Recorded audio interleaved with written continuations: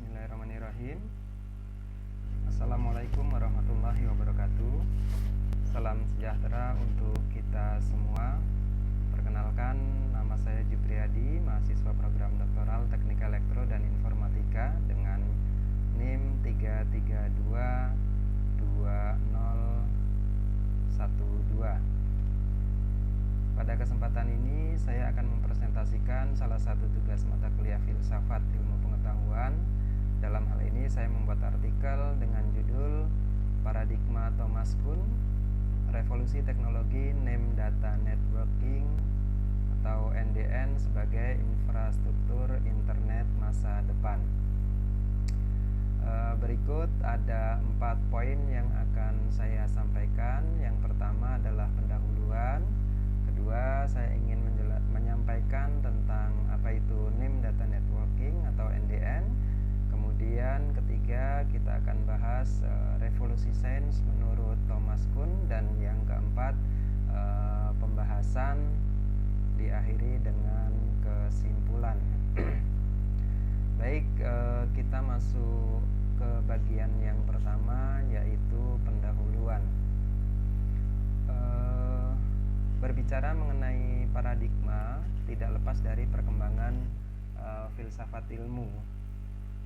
Filsafat sebagai sebuah ilmu yang dinamis dan selalu bergerak, merambah ke ranah yang baru. Nah, pembahasan filsafat ilmu sendiri mencakup 3 hal utama, yaitu ontologi, epistemologi, dan aksiologi. Ontologi adalah kajian filsafat tentang hakikat kebenaran segala sesuatu yang ada di alam semesta. Epistemologi sendiri merupakan kajian filsafat tentang hakikat bagaimana sesuatu itu ada. Kajian epistemologi ini juga dikaitkan dengan konsep ilmu, yaitu suatu pengetahuan yang membawa kepada pemahaman kebenaran. Di epistemologi ini akan membahas asal-usul, struktur, metode, dan keabsahan dari ilmu itu sendiri. Sedangkan aksiologi adalah kajian filsafat tentang bagaimana ilmu pengetahuan itu digunakan, bagaimana ilmu pengetahuan dapat dimanfaatkan. Jadi tidak ada ilmu pengetahuan yang sia-sia. Nah, kaitannya dengan bagaimana ilmu pengetahuan itu tercipta, Thomas Kuhn mengenalkan konsep paradigma atau cara pandang. Nah, paradigma sendiri dapat diartikan sebagai bentuk mekanisme seseorang dalam memandang terhadap sesuatu, di mana paradigma ini akan mempengaruhi seseorang dalam berpikir. Nah, perkembangan teknologi internet saat ini sangat luar biasa. Berbagai kemudahan layanan yang ada di internet dapat dinikmati dan sangat membantu manusia dalam memenuhi kebutuhannya. Namun teknologi internet tidak berhenti, terus berkembang untuk mendapatkan mekanisme komunikasi yang lebih cepat dan lebih aman.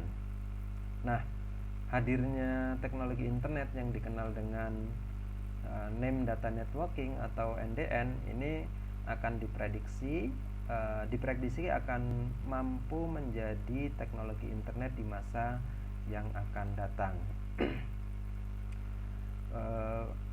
Selanjutnya kita masuk ke bagian yang kedua tentang sebenarnya NDN itu apa, atau Name Data Networking itu sendiri apa. Jadi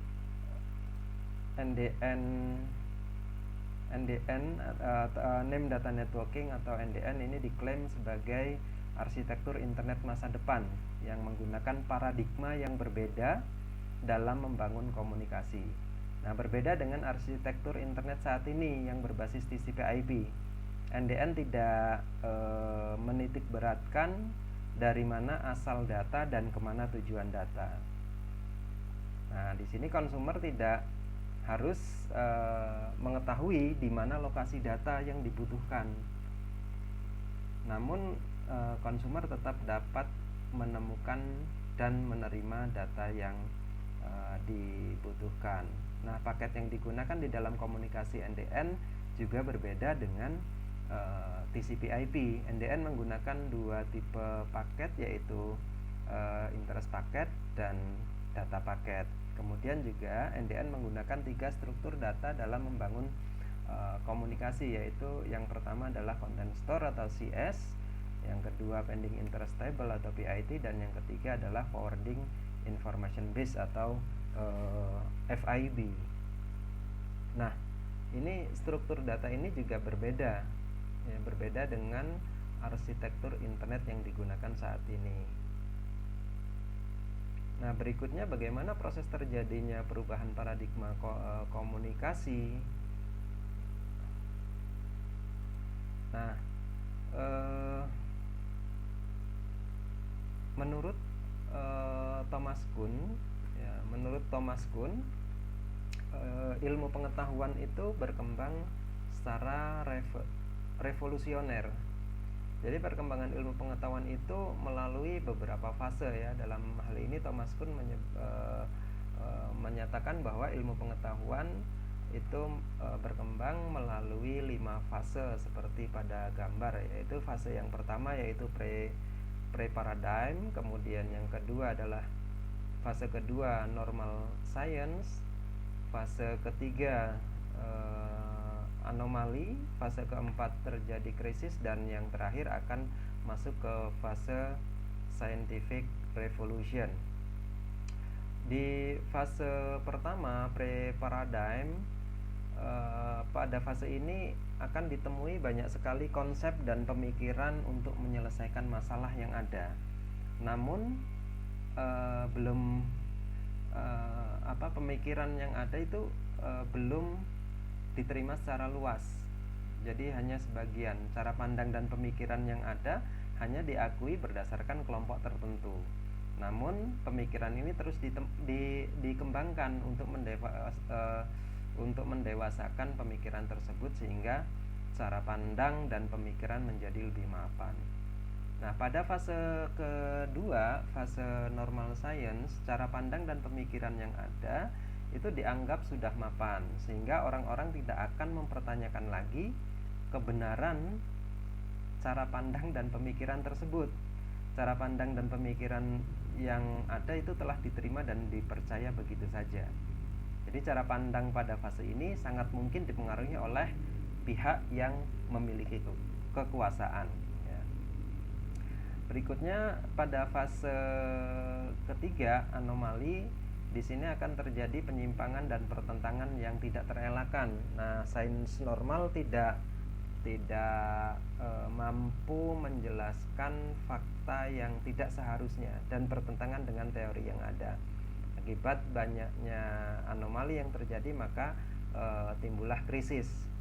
Nah, pada fase krisis, sebuah paradigma atau cara pandang sudah mulai diragukan kebenarannya, padahal teori tersebut sudah dapat menjelaskan banyak hal. Krisis dimulai dari adanya anomali. Krisis yang terjadi begitu hebatnya akan mengantarkan pada fase terakhir, yaitu menuju fase revolusi saintifik, ya. Nah, pada fase scientific revolution akan muncul setelah krisis dilalui.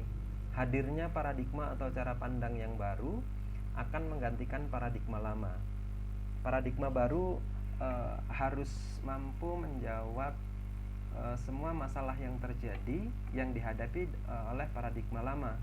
Tidak hanya itu, paradigma baru juga harus menjanjikan untuk dapat menjawab permasalahan yang mungkin terjadi pada masa yang akan datang. Baik, selanjutnya kita akan masuk ke bagian pembahasan terkait dengan paradigma Thomas Kuhn, revolusi jaringan internet, ya. Hingga saat ini kita teknologi internet berada pada generasi kedua dan diprediksi akan mulai masuk ke generasi ketiga.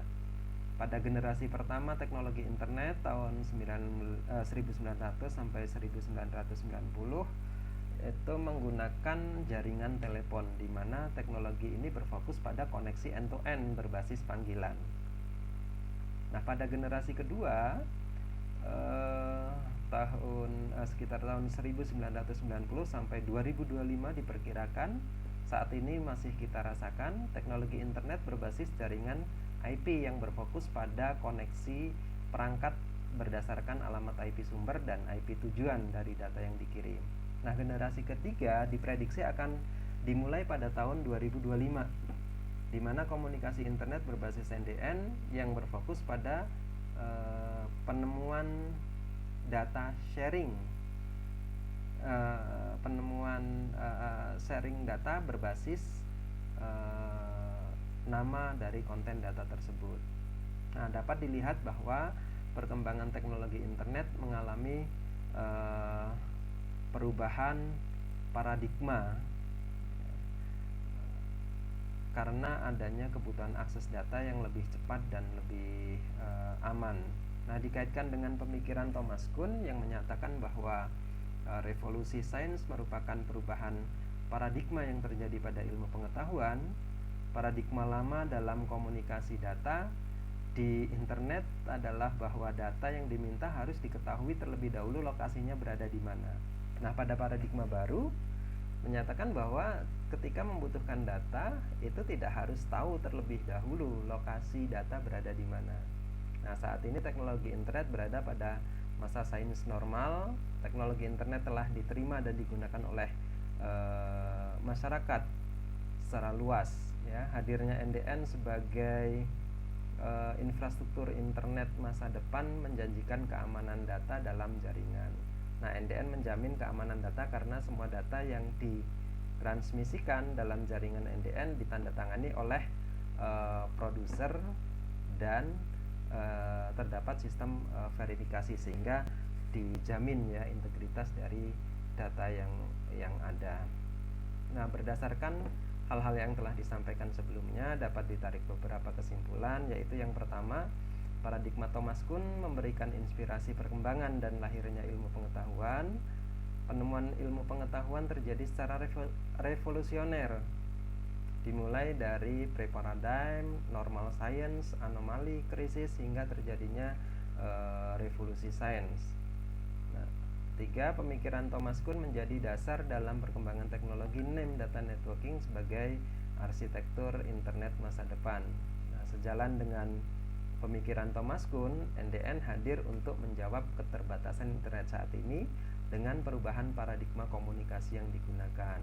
Nah, meskipun terdapat perubahan paradigma, namun memiliki tujuan yang sama, yaitu menyediakan model komunikasi yang cepat dengan delay yang rendah dan menjaga keamanan data. Baik, terima kasih. Demikian yang dapat saya sampaikan. Semoga bermanfaat bagi kita semua. Wassalamualaikum warahmatullahi wabarakatuh.